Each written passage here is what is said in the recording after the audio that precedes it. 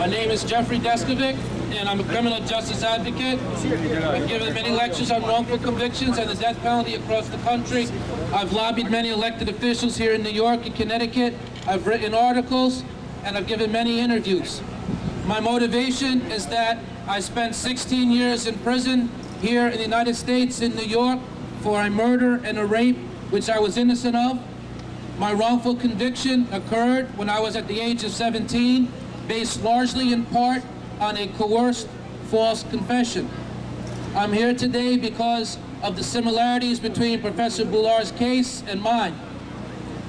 My wrongful conviction was based, as I mentioned, on a coerced false confession, and Professor Bhullar's they coerced him into signing 2 blank pieces of paper.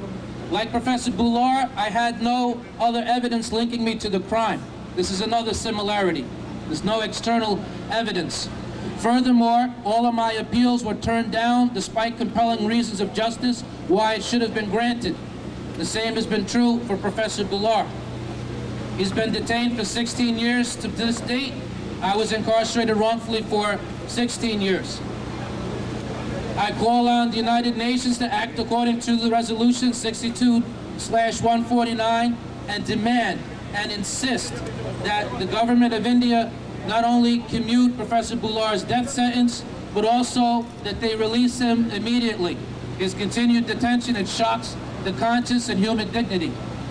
The UN should know that the world is watching, that it's not just us here today in the park, but it's happening. There's a movement across the country and internationally.